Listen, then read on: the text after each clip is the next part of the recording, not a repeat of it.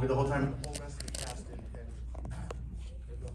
rest of the cast and crew were like, fuck it, well, let's just shoot with him having COVID. Because they were all New Yorkers and they'd been through it and they were like, we're not gonna not shoot, so we just did it with COVID. We did ask everybody, and said, you'll still get paid. You know, we asked her first, you know, what do you guys think of this? And I, of course, I say, what do you think of this? Because you know if he's testing positive, he's not contagious anymore, just so you know that as a fact. I know this for a fact. Yeah, I had these facts in my head. No, and I wanted to get. No one, you'd I just ate lunch away from everyone like I was like a leper and I was just in the corner eating and we would try to play by the rules, be like mask on until action, take it off, so it was the whole thing. And yeah, and then your mom approved, right? She was like, yeah, cool, no worries. And we were in the original script, we actually... The doctor also. Yeah, oh, she really is? Oh, your mom? Oh, cool. And then, what was I saying? I was about to say something. It was chill. You had COVID and it was fine. I had COVID the day that I met him in Cannes. I didn't know yet, though, actually. Oh, that's how I got it. You didn't know it was many months apart, but yeah. Wait, and there was one other thing if I may add, that in the original script, her and I were originally going to hook up in that hotel room, and then after Red Rocket, to my agent's defense, they said, you can't be hooking up with all these young girls here. So we took that out of the script, so I didn't have to kiss her, and it made her more likable, and I think me more likable. And there was no way I was going to shoot some sort of scene like that. Also, right, so I wasn't prepared. I didn't think it would really work. Was that actually why? I just didn't think it was gonna. It wouldn't help. It wouldn't have helped. I didn't know this. Yeah, no, it was not. It just would not have been what the movie was at all. It was. Yeah, I agree. Yeah, it was. I was never gonna do that.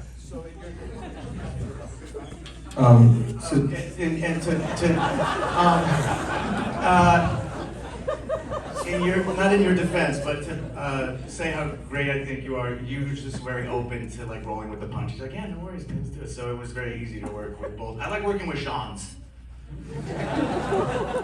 And Earl, how was your character?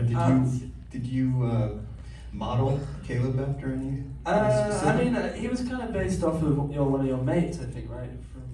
Who used to work somewhere.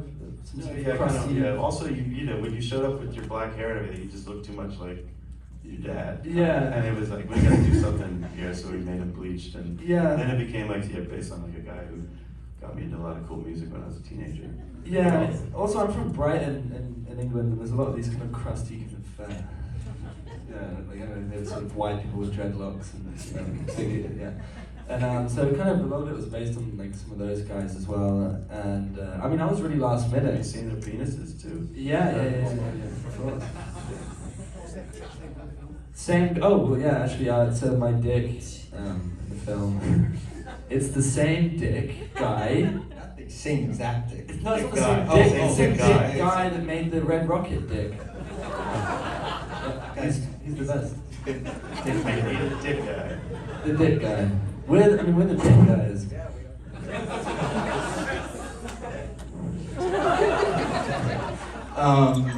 So it seems like the actors had room to develop their characters to a certain degree. Is that true? Yeah, definitely. Cool.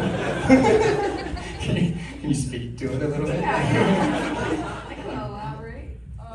Yeah, I mean, Sean and Nick were very nice about how approaching Lillian. Neither of them have ever been teenage girls, and luckily I have been one. Nick so. was. Me and Nick. Well, yeah, it's true.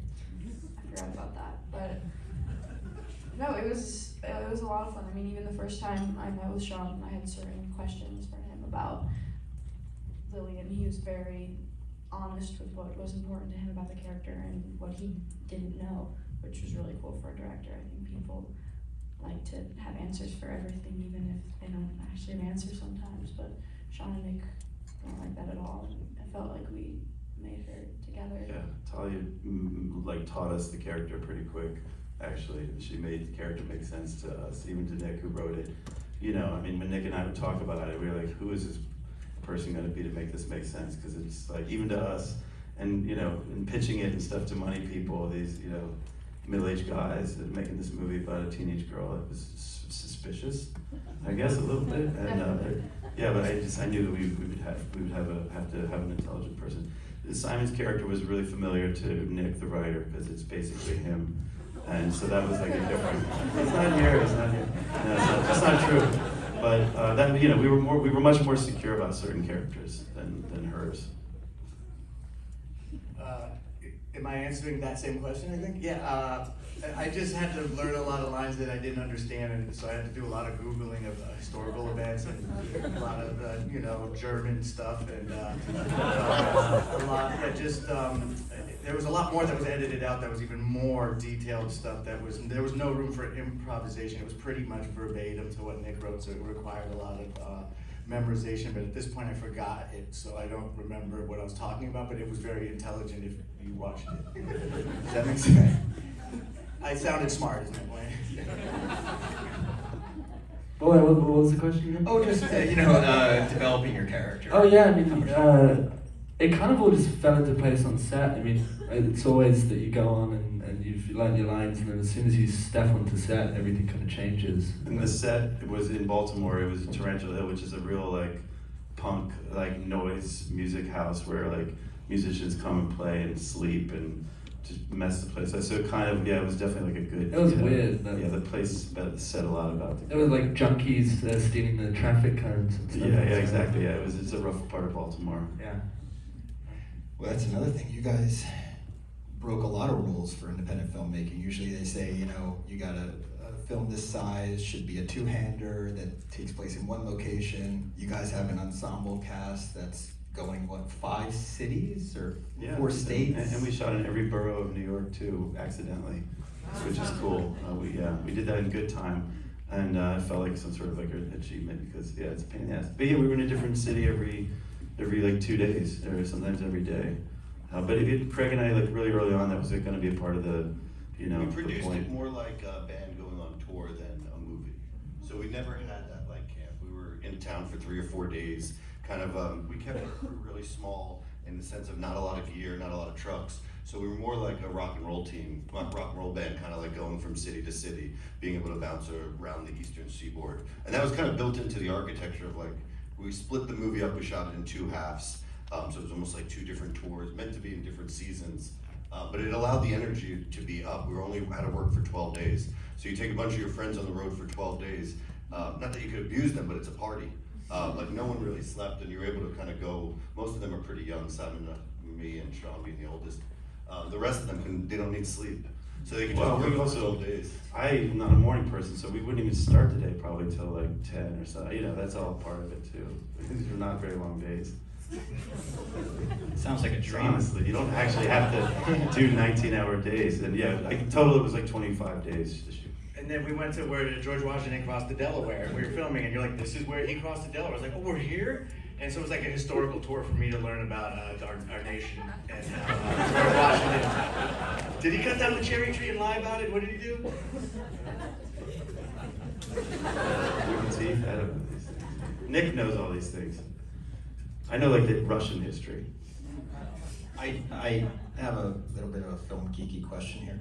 I know that you and I are both fond of the filmmaking of Valerian Borovchik. Borovchik. Yeah, Can never I'm sure we're saying pronounce his it last right. name. But he made a Polish director who made Immoral Tales, Behind Convent Walls, The Beast. I know that this poster was perhaps inspired by the artwork of Immoral Tales, but did any of his filmmaking or craft make its way? I don't know who in here really cares, but and even the font. Sorry, just me. Just me. No, the font also is kind of Borovchik. He would handwrite his titles on the posters and everything. Yeah, in our editing room we had posters for Valerian Borovchik, like on all the walls in the office, and they're like mostly like erotic films.